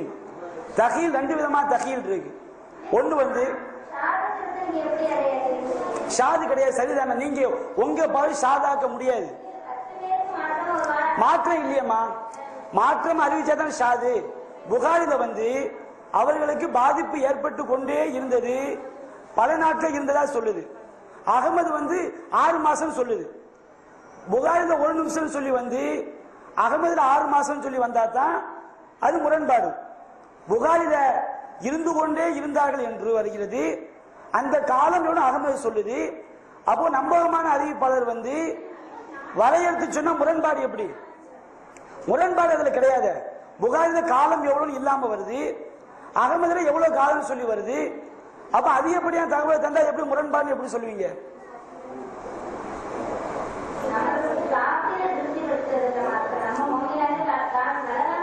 ஏமா காஃபிர திருப்தி பட எல்லா குரானுக்கும் நீங்க மனசாட்சியோட பேசணும். அந்த சகோதரி நீங்க என்ன செய்றீங்கன்னா மனசுல உள்ள எல்லாத்தையும் நான் எடுத்து வச்ச எல்லா ஆதாரங்களையும் விட்டுட்டு நீங்க பேசக்கூடாது. நான் இது மட்டும்தான் என்னுடைய வாதமா? காஃபிர் திருப்திப்படுத்துற மட்டும்தான் என்னுடைய வாதமா? நான் அதை மட்டுமா செய்தியை மறுக்கிறதுக்கு ஆதாரமா வச்சேன்? எவ்வளவு ஹதீஸ்கள் எடுத்து வச்சேன்? அப்போ அதாவது விஷயம் ஒண்ணு இருக்குது. ஒண்ணு நான் சொல்லக்கூடிய செய்தியை நீங்க ஏத்துக்கிறீங்க, மறுக்க அது வேற்று கிடையாது. நான் சொல்லக்கூடிய மேட்ருக்கு உங்களது பதில் இல்லை என்பது உண்மை. நீங்க ஷாத் என்று சொல்வது மன முரண்டு. ஷாத் என்று சொன்னா முரண்பட்டு இருக்கணும். இப்ப ஒரு ஆள் சொல்றாரு அவர் சாப்பிட்டார் அப்படிங்கிறாரு, 10 பேர் சாப்பிட்டாருங்கிறாங்க.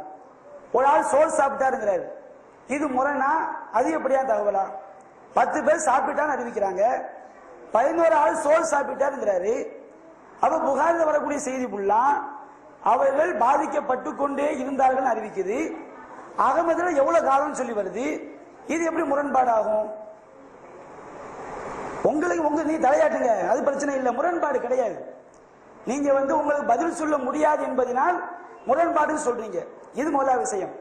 இரண்டாவது, காஃபிர் மறுப்பாங்கிறத வாதங்கிறீங்க. அதை மட்டும் வாதமா? அதுவும் ஒரு வாதம். அல்லாஹ் குரான்ல காஃபிர் சந்தேகப்படுவதற்கு எந்த ஆதாரங்களும் அல்லாஹ் வைக்கல. குரான் மேல காஃபிர் எந்த குற்றச்சாட்டும் வைக்க முடியாது. மனமுருண்டா வைக்கலாம், ஆதாரபூர்வமான குற்றச்சாட்டு வைக்க முடியாது. ஆனா நபிகள் நாயகம் சூனியத்தால் 6 மாதம் பாதிக்கப்பட்டாங்கன்னா அது ஆதாரபூர்வமான குற்றச்சாட்டு. காஃபிர் வச்சா நீங்க அறிவுபூர்வமா குரான் பதில் சொல்ல முடியாது, நாங்க பதில் சொல்லிடுவோம். அடுத்து மூசா நபி தஹீல் வருது பாருங்க. தஹீலுக்கு 2 அர்த்தம் இருக்கு. ஒண்ணு மூசா நபி கம்ப போடுறாரு, சூனியக்காரங்க கம்ப போடுறாங்க.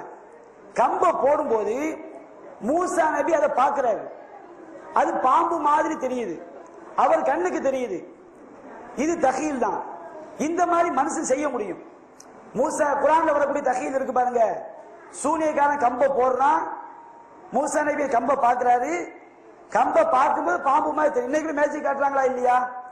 மேஜிக் காட்டும் போது நம்ம கண்ணுக்கு இல்லாத உள்ள இருந்து புறாவை எடுக்கிற மாதிரி காட்டுறான். நம்ம அதை பார்க்கும்போது கண்ணுக்கு அப்படி தெரியும். இப்படி திரும்பிக்கிட்டோம் வச்சுக்கிறீங்க, அந்த கம்பு கண்ணுக்கு பாம்பா தெரியாது. ஒரு ஆளு அமெரிக்காவில் இருந்து இந்த மைக்கை எனக்கு என்ன செய்யறாரு, பாம்பு மாதிரி காட்டுவாங்கிறாரு. இப்படி காட்ட முடியுமா? என் கண்ணுக்கு முன்னாடி மேஜிக் பண்ணி எனக்கு வேற மாதிரி காட்ட முடியும். உண்மை இல்லாத செய்யாத ஒண்ணு செஞ்ச மாதிரி காட்ட முடியும். ஆனா இந்த மைக்கை என் கண்ணுக்கு முன்னாடி வராம அமெரிக்காவில் இருந்து இந்த மைக்கை எனக்கு பாம்பு மாதிரி காட்ட முடியுமா? மூசா நபி வசனத்தில் என்ன வருது? மூசா நபி கண்ணு முன்னாடி சூனியக்காரன் கம்ப போட்டான், அவர் அதை பார்த்தாரு, பாம்பு மாதிரி தெரிஞ்சுன்னு வருது. சூனியம் செய்ய எப்ப நம்புறீங்க? சூனியக்காரன் எங்கோ உட்கார்ந்து கொண்டு நபிகள் நாயகத்தை என்ன செஞ்சான், அல்லாஹ் மாதிரி காட்டினாங்கிறீங்க. இப்போ ஈசா நபியை சிலுவையில் அறைவது, ஈசா நபியை கொல்றதுக்காக விரட்டிக்கிட்டு போகும்போது விரட்டிக்கிட்டு போனவங்கள ஒரு ஆள் அல்லாஹ் ஈசா நபி மாதிரி மாத்திடுறான். இந்த மாதிரி சூனியக்காரன் ஆக்க முடியுமா? நீங்க அப்படி சொல்றீங்க. சூனியக்காரன் எங்கோ இருந்து கொண்டு நபிகள் நாயகத்தை வீட்டுல மனைவிமார்கிட்ட செல்லாமலேயே சென்றதாக அவன் நினைக்க வைக்கிறான்னு சொன்னா, குரான்ல வருவதும் இந்த ஹதீஸ்ல வருது ஒன்னா? குரான்ல வருது மனிதன் செய்வது, ஹதீஸ்ல வருது அல்லாஹ் செய்யற மாதிரி சூனியக்காரன் செஞ்சாங்கிறீங்க. அப்ப ரெண்டும் எப்படி ஒன்னா முடியும்? சூனியக்காரன் எங்கேயோ உட்கார்ந்து கொண்டு நபிகள் நாயகத்துடைய உள்ளத்தை போட்டுதான் என்பதும், கம்ப போட்டு கண்ணுக்கு வேற மாதிரி காட்டினா என்பது ஒன்னா? ரெண்டு சமம் கிடையாது. ரெண்டு குரான்ல உள்ளது மனிதன் செய்யக்கூடியது, ஹதீஸ்ல உள்ளது அல்லாஹ் செய்வதா, அல்லாஹ் மாதிரி சூனியக்காரன் செஞ்சா நம்புறீங்க. ரெண்டு என்ன கிடையாது, சமம் கிடையாது.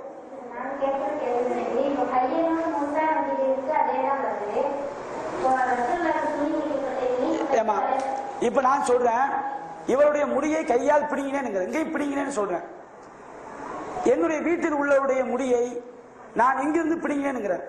ரெண்டுல எது சிறுக்கு, எது கூடும், எது உண்மை? நான் இவர் முடிய கையால் இங்க வச்சு புடுங்கினேன்னு சொல்றேங்க. இன்னொரு வார்த்தை சொல்றேன், எங்க வீட்டுல ஒரு ஆள், என்னுடைய ஒய்ஃப் வீட்டுல இருக்கா, நான் அதிராம்பட்டத்தை உட்கார்ந்துக்கிட்டு எங்க வீட்டுக்காரி முடிய புடுங்கினேன்னு சொல்றேன். இதுல எது எது எது உண்மை, எது சிறுக்கு? நீங்க வித்தியாசத்தை விளங்கிறீங்க, வித்தியாசத்தை விளங்கிறீங்க.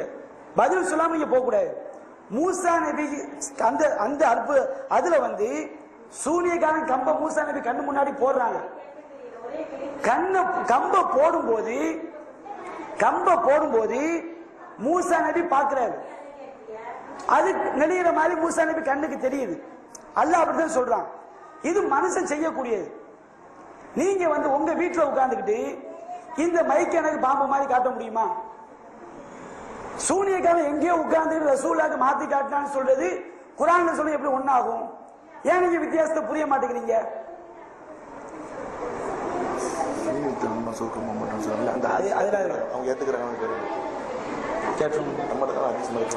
அவங்க கேள்வி கேட்கிறாங்க, நம்ம சொல்ற பதில்ல உள்ள உண்மையை புரிய மாட்டேங்கிறாங்க.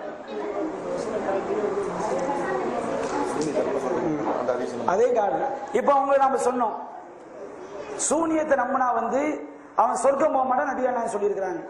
அது உங்களுடைய நிலை என்ன?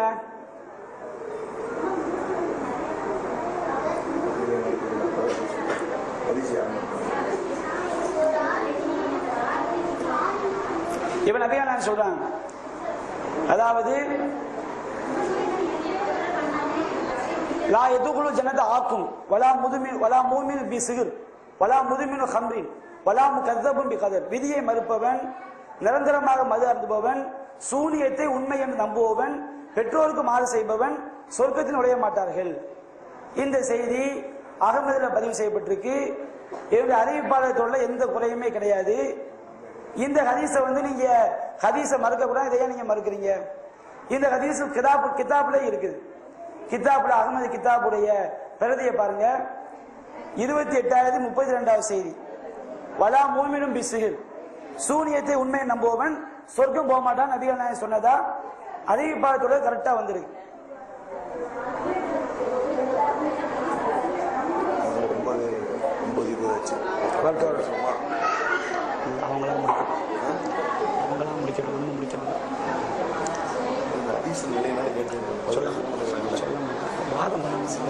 அவன் கேட்கிற கேள்விக்கு முன்னாடி பதில் சொல்லுங்க.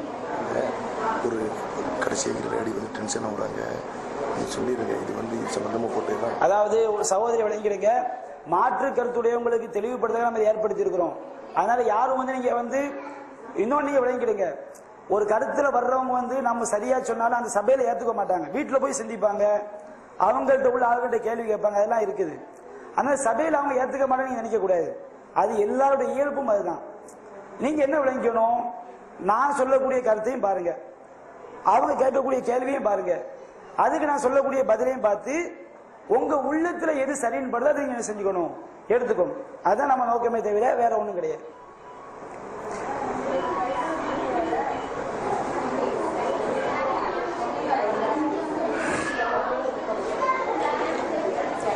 இன்னொரு அடிப்படையில் நீங்க விளங்கிக்கணும், அதாவது ஒரு வாதம் வைக்கும் போது ஒன்ன மட்டும் பிடிச்சிட்டு தொங்க கூடாது. ஒட்டுமொத்த வாதங்களை நீங்க கவனிக்கணும். ஒரு வாதத்துக்கு உங்கள்ட்ட பதில் இல்லாட்டா கூட உங்க நம்பிக்கை தப்பு. ஆமா, தப்பு தானே. நான் சூனியம் பொய்ங்கிறதுக்கு 10 நிறைய முரண்பாடு வசனங்கள் உங்களுக்கு காட்டியிருக்கிறேன். அந்த இல்ல அடிப்படை இன்னும் ஆயிரக்கணக்கான வசனங்கள் குர்ஆன்ல இருக்குது. இங்க காட்டினது உங்களுக்கு வகையா பிரிச்சு காட்டியிருக்கேன். அந்த வகைக்குள் நீங்க வரவே மாட்டேங்கிறீங்க, அது நீங்க பதில் சொல்லவும் மாட்டேங்கிறீங்க.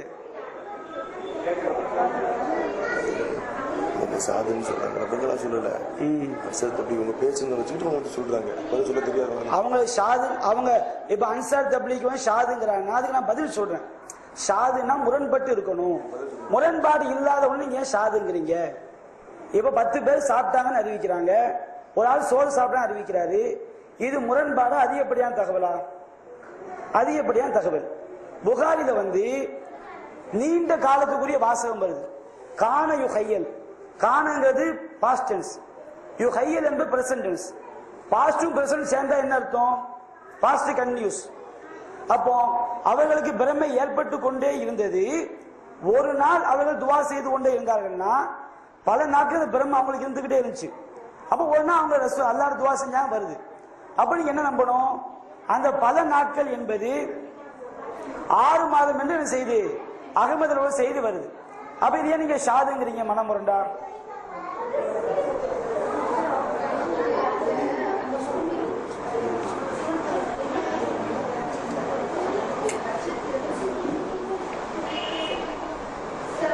அஸ்ஸலாம்.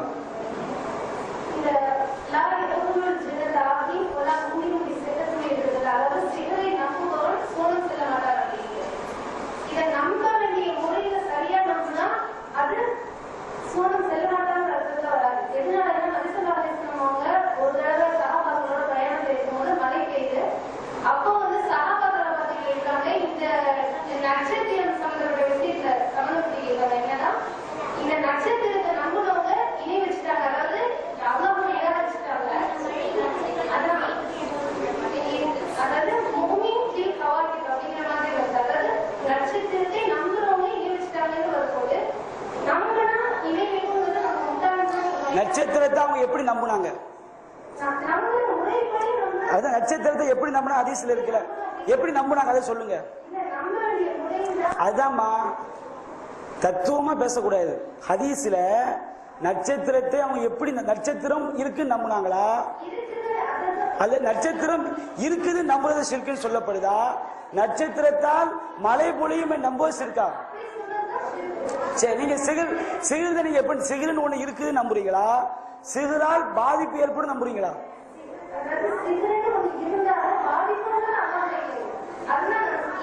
அதாவது அந்த இந்த கதைக்கு போக கூடாது, வாழைப்பழ கதைக்கு போக கூடாது. நான் உங்களை சொல்லிட்டேன், ஆதாரம் காட்டிட்டேன். சூனியத்தால் பாதிப்பு ஏற்படாது. நட்சத்திரத்துக்கு அல்லாஹ் மாதிரி மலை இறக்கிற சக்தி இருக்கு நம்புறதுனால நட்சத்திரத்தை நம்புதல்னு சொன்னா அல்லாஹ்வுடைய சக்தியை கொடுத்து நம்புறது. அப்ப சூனியத்தை நம்புறதுனா சூனியம் என்று ஒன்று இருக்குது நம்புறது கிடையாது. அது நாங்கள் நம்புறோம்.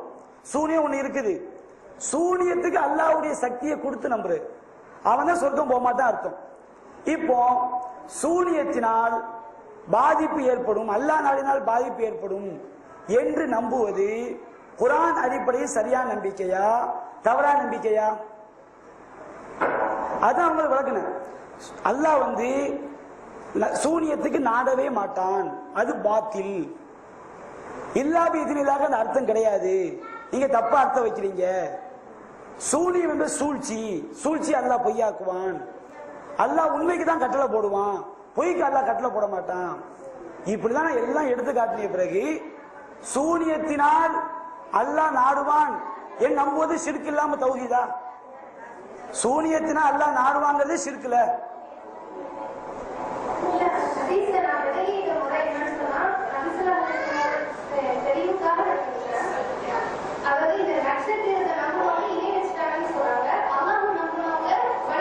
ரசூல் அப்படி சொல்லல. நட்சத்திரத்தால் மழை பொழியும் என்று நம்பியவர்கள் காஃபிர்னு சொல்றாங்க.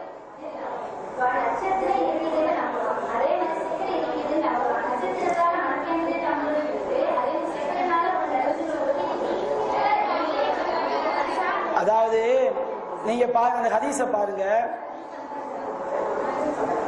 நீங்க ஹதீஸை தப்பா சொல்றீங்க. அந்த ஹதீஸை பாருங்க, நபிகள் நாயகம் சொல்றாங்க, அஸ்பக மின் இபாதி மூமினுன் பி, என்னுடைய அடியார்களில் என்னை நம்பிக்கை கொண்டவர்களாகவும் காலை பொழுது அடைகிறார்கள். காஃபிருன், என்னை மறுத்தலாம் காலை பொழுது அடைகிறார்கள்.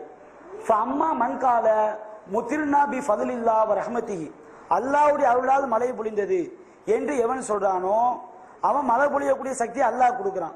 அதனால அவன் ஃபௌவ மூமினுன் பி ஃபதாலிக, அவன் என்னை நம்பியவன். வ காஃபிருன் பில் கௌகப், நட்சத்திரத்தை மறுத்தவன். வ அம்மா மண்கால பி நௌஹி கதா வ கதா, இந்த நட்சத்திரத்தால் மழை பொழிந்தது, இந்த நட்சத்திரத்தால் மழை பொழிந்து எவன் நம்புறானோ ஃபௌவ காஃபிருன் பி, அவன் என்னை மறுத்து வ மூமினுன் பில் கௌகப், நட்சத்திரத்தை நம்பிக்கை கொண்டவன். நட்சத்திரத்தை நம்பிக்கை கொண்டவன்னா நட்சத்திரம் இருக்கு நம்புறது கிடையாது, அல்லாஹ்வுடைய சக்தி நட்சத்திரத்துக்கு கொடுக்குறான். நான் பதில் சொல்லும்போது இந்த கவனிங்க, நீங்க கேட்ட கேள்விக்கு பதில் சொல்லிட்டு நான் சொல்றதை கவனிச்சு நீங்க பேசணும். நான் சொல்றதை கவனிச்சுட்டு பேசணும். நட்சத்திரத்தை நம்பிக்கை கொண்டவனா நட்சத்திரம் இருக்கு நம்புறவன் கிடையாது. நட்சத்திரத்துக்கு அல்லாஹ்வுடைய சக்தியை கொடுக்கிறவன் தான் நட்சத்திரத்தை ஈமான் கொண்டவன். அதே மாதிரி சூனியத்தை நம்புவவன் சொர்க்கம் செல்ல மாட்டான்னா, சூனியத்தினால் அல்லாஹ் மாதிரி பாதிப்பு ஏற்பட்டு நம்புறான் பாருங்க, அவன் தான் சொர்க்கம் போக மாட்டான். சூனியத்து இருக்கு நம்புறவன் சொர்க்கம் தான் போவான். அல்லாஹ் மாதிரி பாதிப்பு ஏற்படும், சூனியத்தால் ஏற்படும், அப்படி நம்புறவன் செய்ய மாட்டான், சொர்க்கம் போக மாட்டான். அதான் ஹதீஸுக்குரிய விளக்கம். நீங்க ஹதீஸை சைன் ஏத்துக்கிட்டு தப்பான அர்த்தம் சொல்றீங்க. அந்த வியாக்கியம் தப்பு நான் உங்களுக்கு சொல்லி காட்டியிருக்கேன். மூமினும் பி நௌஹி கதா வ கதா, நீங்க அதை தமிழ் மொழிபெயர்ப்பு நீங்க பாருங்க. இந்த நட்சத்திரத்தினால்தான் எங்களுக்கு மழை பொழிந்தது என்று கூறியவர்களே என்னை மறுத்து நட்சத்திரத்தை கடவுளாக ஏற்றுக்கொண்டவர்கள். அப்போ நட்சத்திரத்தை நம்புதல்னா நட்சத்திரத்தால் மழை பொழியும் நம்புறது, சூனியத்தை நம்புறதுன்னா சூனியத்தால் பாதிப்பு ஏற்படும் நம்புறது. அதனால அந்த அர்த்தம் தப்பு. நீங்க உங்களுக்கு சொல்லி சொன்னவங்க தவறான வியாக்கியானம் கூட சொல்லி தந்திருக்கிறாங்க.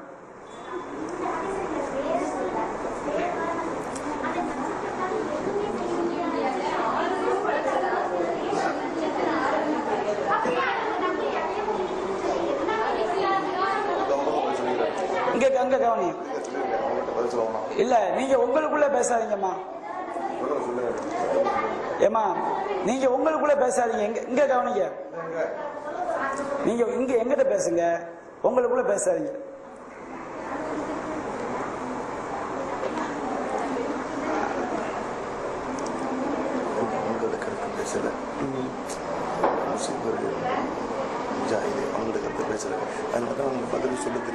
அதாவது நீங்க வந்து ஒரு செய்தியை ஒன்ன வந்து திறந்த மனதோடு நீங்க பார்க்கணும். இங்க கவனிங்க, ஒரு செட்டப்ல வந்து பார்க்க கூடாது. எல்லா கருத்தையும் வச்சு யார் சொல்வது சரி என்ற ஏற்றுக்கொள்ளக்கூடிய மனதோட பார்க்கணும். நீங்க இன்னொரு அமர்வு நான் உங்களுக்கு வர்றேன் இன்ஷா அல்லாஹ். முகத்திரைக்கு நீங்க என்னென்ன ஆதாரம் இருக்கு எல்லாம் தொகுத்து வைங்க. நான் ஒரு தடவை உங்கள்கிட்ட வர்றேன். பெண்கள் வந்து மார்க்க அடிப்படையில் முகத்தை மறைப்பது கூடுமா கூடாதுன்னு சொல்லி ரசூல்லா சொன்ன பிறகு ஊர் கலாச்சாரம் என்ன கலாச்சாரம் அப்படி கிடையாது. நபிகள் நாயகம் காலத்துல சகாபாக்களிடம் நம்ம இறையச்சம் மிக்கவர்கள். மார்க்கத்தில் மறைக்க கூடாதுன்னு வந்த பிறகு மறைத்தால் மார்க்கத்துக்கு உட்பட்டதா எதிரான நம்ம மறைத்தால் பாவம் தானே, மறைத்தால் பாவம். ஏன்னு சொன்னோம்னா அல்லாஹ் வந்து எதை வந்து நமக்கு செய்ய வேண்டும் என்று சொல்லி இருக்கிறானோ அதுக்கு மாற்றமா நம்ம செய்யணும் வச்சுக்கிடுங்க. இப்ப நான் கேட்கிறேன், ஆண்கள் வந்து இத்தா இருக்க கூட நல்லா சொல்லியிருக்கானா?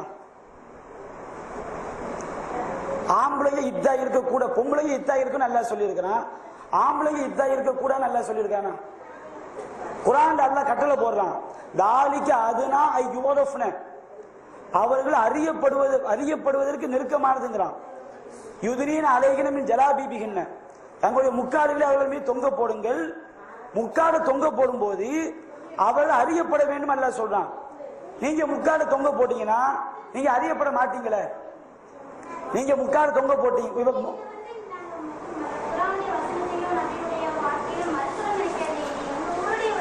அது நம்ம ஊர். நான் கேட்கிறேன், ஊர்ல வந்து எல்லாரும் வரதட்சணை வாங்குறாங்க. ஊரு கலாச்சாரம் வரதட்சணை வாங்க, ஊரு கலாச்சாரம் வரதட்சணை வாங்கலாமா?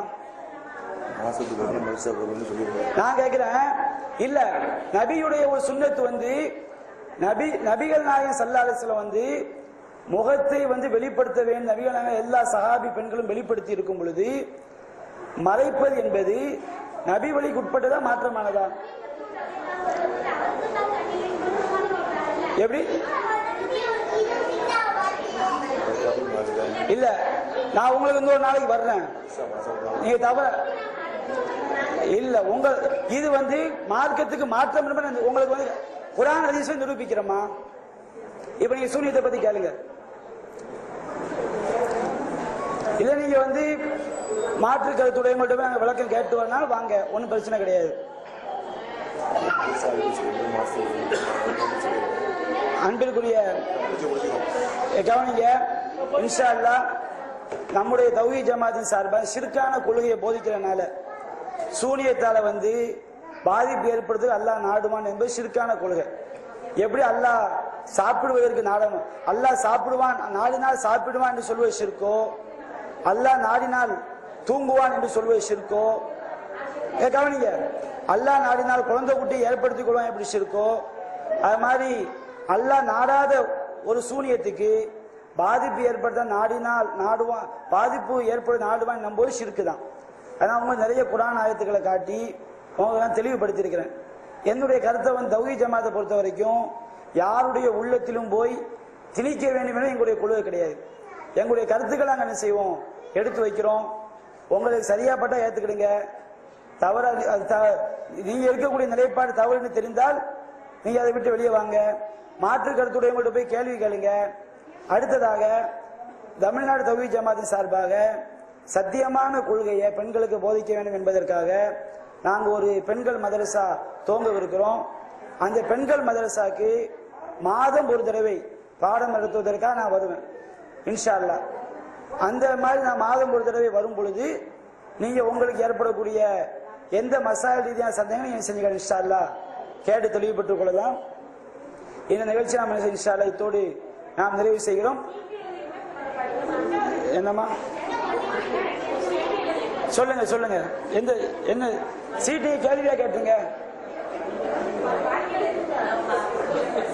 எந்த சீட்டு நீங்க மைக்கில் கேட்டுருக்கலாமா? சரி.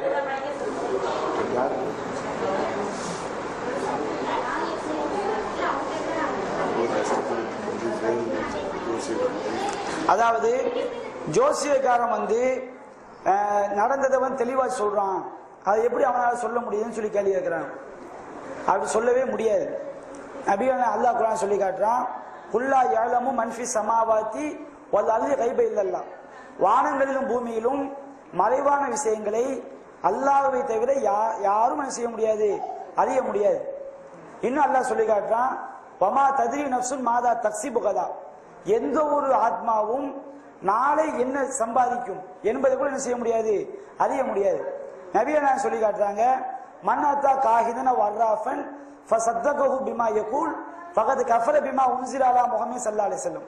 யார் சூனியக்காரன் அல்லது ஜோசியக்காரன் போய் அவன் சொல்வதை உண்மையை நம்புறாங்களோ, அதாவது மன்னாத்தா காஹினன் குறிகாரன் அல்லது ஜோசியக்காரன் போய் அவன் சொல்வதை உண்மை என்று நம்பினால் அவன் நபிகள் நாயகத்தில் இறக்கப்பட்ட வேதத்தை மறுத்து விட்டான். அதனால ஜோசியக்காரனால ஒருபோதும் மறைவான விஷயம் செய்ய முடியாது, கண்டுபிடிக்க முடியாது. அப்படி அவன் சொல்றான்னு வச்சுக்கிடுங்க, யாராவது சொல்லி கொடுத்து சொல்வானே தவிர நீங்க அதை உண்மை நம்பாதீங்க, அந்த மாதிரி சொல்லவே முடியாது. அதனால அந்த மாதிரி குர்ஆனுக்கு மாற்றமா என்ன செய்யக்கூடாது, நம்பிக்கை வைப்பது கூடாது. அப்படி நம்புனா அது என்னது, ஷிர்க்.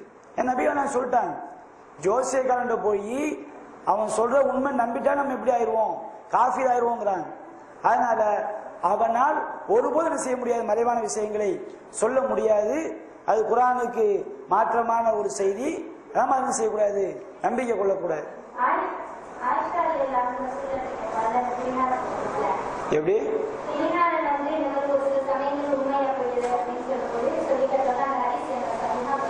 எந்த செய்தி?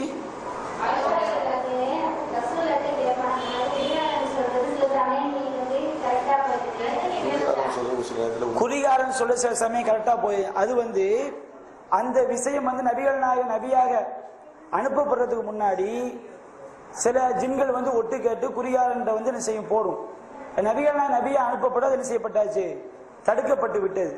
இனிமே அவங்க என்ன செய்ய முடியாது, எதையும் செவியேற்க முடியாது. குர்ஆன் நமக்கு தெளிவா சொல்லி காட்டு, நபிகள் நாயகம் நபியா அனுப்பப்பட்டதோட அந்த மாதிரி அவங்க செவியேற்பு என்ன செய்யப்பட்டுச்சு, தடை செய்யப்பட்டு விட்டது. இனிமே அப்படி கூட என்ன செய்ய முடியாது, எதையும் செவியேற்க முடியாது.